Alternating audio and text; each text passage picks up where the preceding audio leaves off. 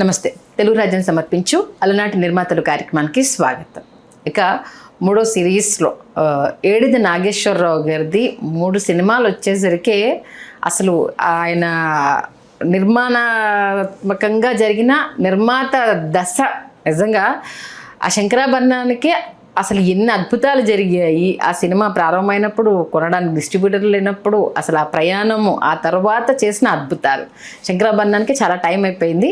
మరి శంకరాభరణం తర్వాత నెక్స్ట్ ఏ సినిమా చేశారు, దానికి సంబంధించి ఎలాంటి ఆశ్చర్యాలు, అద్భుతాలు జరిగాయి తెలియజేయడానికి చరిత్రకారుడు చిల్లగడ్డ శ్రీకాంత్ గారు ఉన్నారు. ఆయన మాటల్లో మధ్య విరారు. శ్రీకాంత్ గారు నమస్తే అండి. నమస్కారం సంధ్య గారు. మీతో పాటు నేను కూడా అంటే ఒక అద్భుతము అనేది వాళ్ళ జర్నీ యాదృచ్ఛికంగా రావడము, ఆ తర్వాత కాంబినేషన్ మన విశ్వనాథ్ గారిది అలాగే ఏడిది నాగేశ్వరరావు గారి కాంబినేషన్, ఎవర్ గ్రీన్ కాంబినేషన్. అది అనుకోకుండా ప్రయాణం స్టార్ట్ అయ్యి తెలుగు చిత్ర పరిశ్రమకు ఎన్నో అద్భుతాలు ఇవ్వడం జరిగింది. మరి శంకరాభరణం తర్వాత నెక్స్ట్ అడుగులు ఎటుపడ్డాయి, ఆ స్టోరీ డిస్కషన్ కానీ, విశ్వనాథ్ గారిది అలాగే ఏడిది నాగేశ్వరరావు గారి అనుబంధం కానీ ఒక్కసారి. విశ్వనాథ్ గారు ఆ తర్వాత సప్తపది, శుభోదయమే నేను వేరే కమిట్మెంట్స్ ఉన్నాయి విశ్వనాథ్ గారు వేరే నిర్మాతలతో, శుభలేఖ వరుసగా అనమాట. ఓకే. ఈ గ్యాప్ని ఏడిది నాగేశ్వరరావు గారు ఎలా ఫీల్ చేయాలి అని ఆయన ఆలోచిస్తున్న టైంలో వంశీ గారు శంకరాభరణం సినిమాకి అసిస్టెంట్ డైరెక్టర్గా పనిచేశారు. పనిచేసిన తర్వాత వంశీ గారు ఈ దర్శకుడి దర్శకత్వంలో ఎలాగైనా మా ఏడిది నాగేశ్వరరావు గారితో ఒక సినిమా తీయించాలని ఆయన కంకణం కట్టుకున్నాడు వంశీ గారు. ఓకే. కట్టుకొని ఏడిది నాగేశ్వరరావు గారిని అసలు సార్ భారతరాజా సార్ మనం వెళ్ళిపోవాలి సార్, మనం సినిమా తీసేయాలి సార్.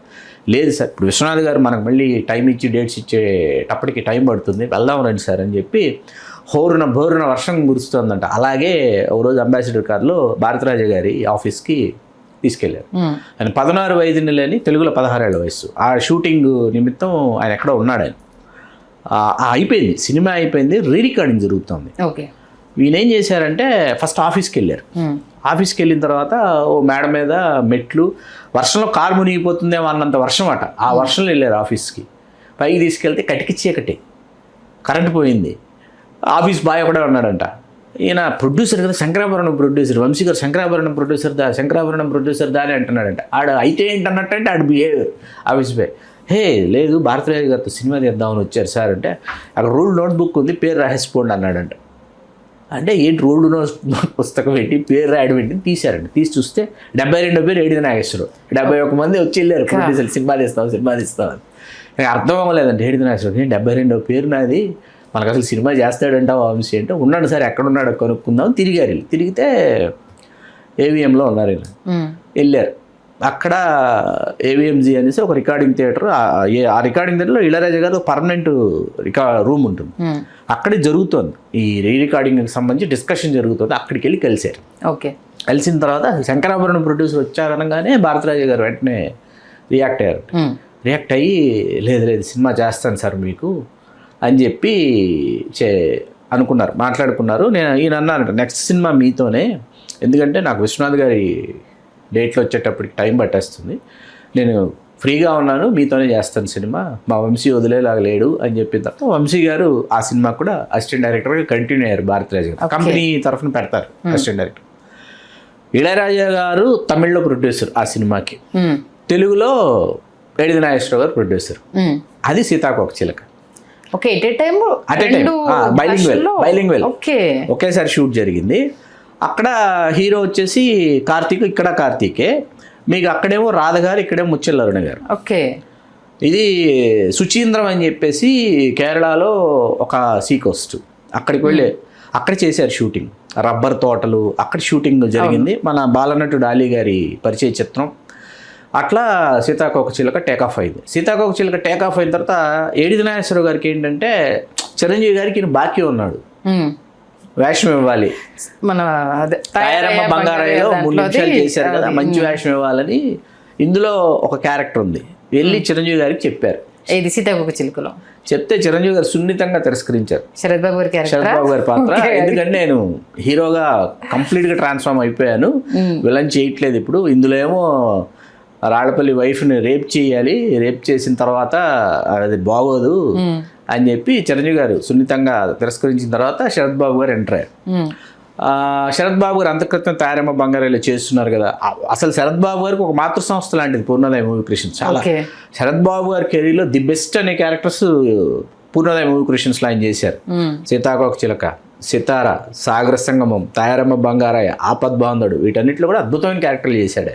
ఓకే, వచ్చారు శరత్ బాబు గారు ఆ పాత్ర చేశారు. అందులో అసలు డైలాగ్స్ అద్భుతం అండి. ఆ సీతాకోక చిలక సినిమా అందులో జగ్గయ్య గారి ఫాదర్ క్యారెక్టర్ ఒకటి, చర్చ్ ఫాదర్ క్యారెక్టర్, తర్వాత డబ్బింగ్ జానకి గారి పాత్ర, ఏం చేస్తారు మామూలు పాత్రలు కాదు. తర్వాత సీతాకోక చిలకలో వాళ్ళ సిల్క్ స్మిత గారి క్యారెక్టర్ వస్తున్నా, అక్కడికే వస్తున్నా. అందులో ఏంటంటే లేదు స్మిత గారి జీవితంలో ఆవిడ డాన్సింగ్ పెర్ఫార్మెన్సెస్ని కాసేపు పక్కన పెడితే మనం వసంత కోకిల ఒకటండి. ఆవిడ అద్భుతంగా, అంటే ఆవిడకి ఇది అద్భుతమైన పాత్ర అని ఆవిడ చెప్పుకోవడానికి వసంత కోకిల ఒకటి. అది మనస్తత్వ శాస్త్రం మీద ఆధారపడి ఉంటుంది ఆ పాత్ర.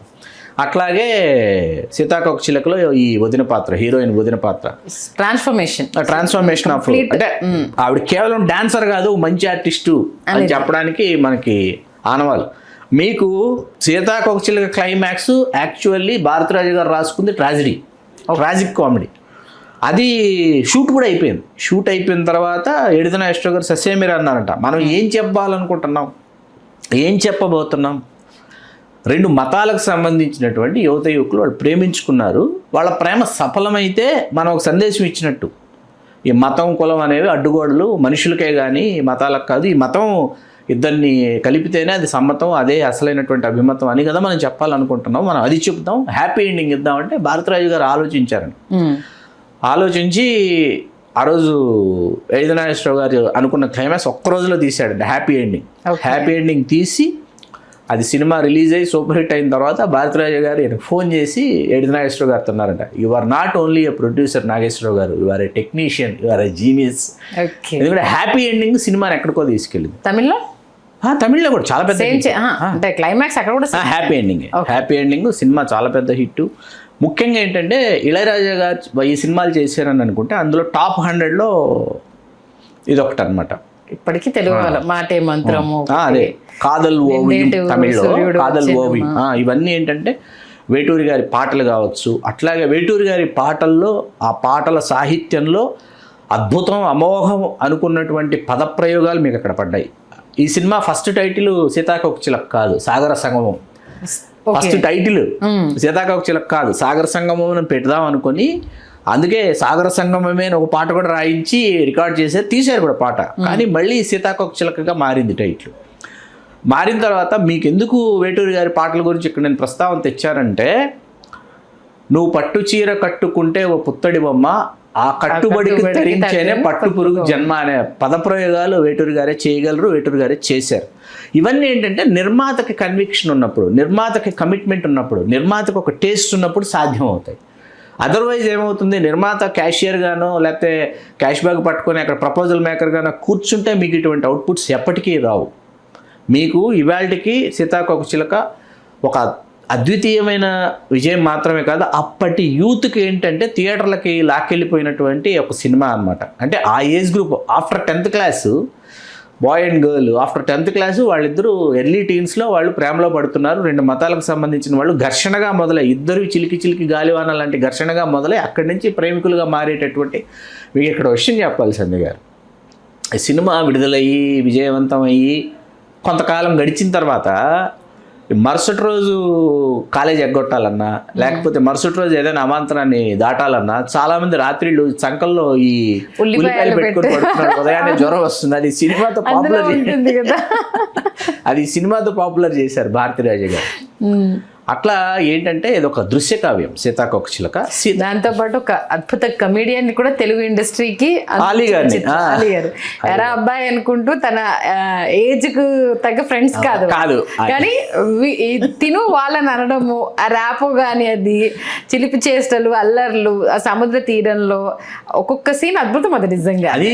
తర్వాత మీకు ఈయన భారతరాజు గారు ఏంటంటే ఆర్టిస్టులను కొట్టేవారు. ఈయన సరిగ్గా చేయకపోయినా, షార్ట్ సరిగ్గా రాకపోయినా, చెప్పిన మాట వినకపోయినా అలా ఆలీ గారికి పడేవాడు. పడితే ఆలీ గారు ఏడుస్తుంటే ఎందుకు ఏడుస్తున్నావు అన్నాడంట ఎడిత నాగేశ్వరరావు. కొట్టాడండి డైరెక్టర్ అంటే 100 రూపాయలు తీసి ఇచ్చేవాడంట. ప్రతిరోజు ఆలీ డైరెక్టర్ ఇప్పుడు కొడతాడని ఎదురు చూసేవాడంట. మొన్నే ఆలీ గారితో అన్నా, ఆలీ గారు కూడా నాతో ఇద్దరం సరదాగా మొన్న ఒకరోజు మాట్లాడుకుంటూ ఒక గెట్ టుగెదర్లో, అంటే ఎడిత రాజా గారు కూడా ఉన్నారు, నాగేశ్వర గారు అబ్బాయి అన్నయ్య ఉన్నప్పుడు, వీళ్ళ నాన్న డైరెక్టర్ కొట్టగా నేను నాన్న వైపు చూసేవాడిని, నేను 100 రూపాయలు తీసిస్తాడని అలా అది అలా సీతాకోక చిలక తీపి గుర్తులు, అలా సీతాకోక చిలక ఒక అద్భుతం, అద్వితీయం ఎప్పటికీ. నిజంగా అసలు ఎక్కడ అంటే ఫస్ట్ సినిమా నుండి సీతాకోకచిలుక వరకు ఎక్కడ ఇప్పటి వరకు అపశృతి దొరకకుండా స్టోరీ విషయంలో, యాక్టర్స్ విషయంలో, సంగీతం విషయంలో, అలాగే సినిమా టెక్నికల్ వాల్యూస్ ఇప్పటికీ ఏడిద నాగేశ్వరరావు గారు అంటే జర్నీ స్టార్టింగ్ దగ్గర నుండి ఎంత జాగ్రత్త తీసుకున్నారు. నెక్స్ట్ సీతాకోక చిలుక తర్వాత ఏంటి ట్రాన్స్ఫర్మేషన్? సీతాకోక చిలుక తర్వాత ఏంటంటే మీకు కమల్ హాసన్ గారిని డైరెక్ట్ చేయాలని విశ్వనాథ్ గారు ఎదురు చూస్తున్నారు. విశ్వనాథ్ గారి డైరెక్షన్లో చేయాలని కమల్ హాసన్ గారు ఎదురు చూస్తున్నారు. అయితే కథ సిద్ధమైన తర్వాత ఆ కథ ఏడిది నాగేశ్వర గారు విని చాలా బాగుందని చెప్పి తీసుకెళ్ళి కమల్ హాసన్ గారు వినిపించారు. ఒక దశలో అంటే కమల్ హాసన్ గారు వాళ్ళ మదిలో మెదలక ముందు చిరంజీవి గారితో ఈయన ఉన్నాడు కదా, బాకీ ఉన్నాడు కదా ఏడిది నాగేశ్వర గారు, చిరంజీవి గారితో చేస్తే ఎట్లా ఉంటుందని ఒక దశలో ఆలోచించినప్పటికీ ఆలోచన విరమించుకున్నారు. ఎందుకంటే half of the movie old గెటప్లో ఉండాలి హీరో కాబట్టి చిరంజీవి గారి మీద బాగా ప్రయోగం అవుతుంది. పైగా అప్పటికే చిరంజీవి గారు విశ్వనాథ్ గారు శుభలేఖ చేసేసారు. శుభలేఖలో చిరంజీవి గారు డాన్సింగ్ స్కిల్స్ని విశ్వనాథ్ గారు చూపించేశారు. కాబట్టి ఎందుకు ఇక్కడ కమల్ హాసన్ గారితో విశ్వనాథ్ గారితో కమల్ హాసన్ గారు చేయాలనుకుంటున్నారంటే కే బాలచంద్ర గారి దర్శకత్వంలో back to back Kamal Haasan గారు సినిమాలు చేస్తూ ఉన్నారు. కే బాలచంద్ర గారు కమల్ హాసన్ గారి గురువు. కమల్ హాసన్ గారి అభిరుచికి తగినటువంటి దర్శకుడిగా కమల్ హాసన్ గారికి సింగీతం శ్రీనివాసరావు గారు దొరికారు. ఆయనతో సొమ్మొక్కడిది, సోకొక్కడిది, అమావాస్య చంద్రుడు, ఇది ఒకవైపు వరుసగా సింగీతం శ్రీనివాసరావు గారితో ఒక ట్రావెల్ జరుగుతోంది.